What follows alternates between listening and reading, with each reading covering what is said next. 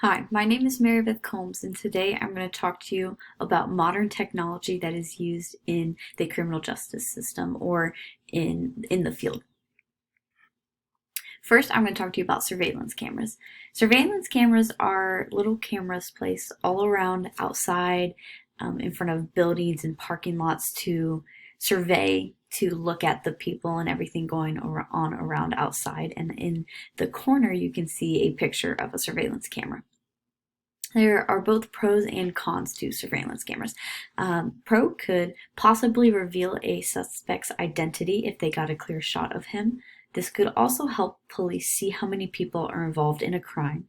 So if there's a bank robbery, but there was no one who could identify how many people were involved, you could go back and look at the surveillance cameras to figure out that. Now this also provides a clear alibi in a case. So if someone claims that they were at the bus station instead of a certain house where a crime had taken place, they could check the surveillance cameras and see whether they were telling the truth or not. And as there are many pros to surveillance cameras, there's also cons. A couple cons are surveillance cameras can be easily abused, looking into people's lives and hijacking their privacy. Sometimes the information found is inaccurate. And third, these cameras are expensive, which is something I found with a lot of the equipment that I'm going to be talking about today. Is it's just really expensive and not worth the price that's put into it. And I do personally think surveillance cameras are very helpful just because of how they can identify a suspect and help. I do know that a lot of people argue with the privacy with it, and I do think there has to be a balance.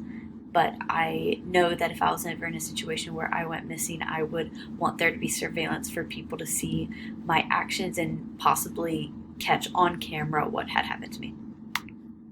Second, we're going to be talking about body cameras. Body cameras are these type of cameras that police officers or law enforcement wear on their vest, and it's a camera. It videotapes their surroundings, and there are pros and cons to body cameras. The pro is this helps hold accountability for the officers on the case, which I think is so crucial and so important, and shows clearly the situation involving the suspect, which it helps with the accountability, like shows what was going on. Cons is an invasion of privacy, which this con, even though I'd read it online, I didn't really stand by it, because if you're in a situation where a police is involved and they would possibly need a camera to account for the actions, I would want my privacy to be invaded, in the sense of to make sure I was safe and to make sure that the police was doing that their actions were correct. It is actually said that a con of these cameras decreases the safety of a police officer. Assaults on police officers were 14% higher when body cameras were present. Some people may respond negatively or violently to being filmed by police, especially those who may be under the influence of drugs or alcohol, or who are suffering from mental health problems. I can see how this is a big con when it comes to these cameras. However, I do believe that these cameras are so crucial in the field that maybe even if we found a way to make them smaller, less seen, and more hidden, I just feel like the accountability, especially in today's day, is very, very important. And the third piece of equipment we're going to be talking about are drones. Drones can capture incidents and accidents that could have been missed. They fly high in the sky, and that is a really big pro, is they can see things that we can't see. They can also help with documentation. This is also very crucial, given it helps in surroundings that we're not used to being in.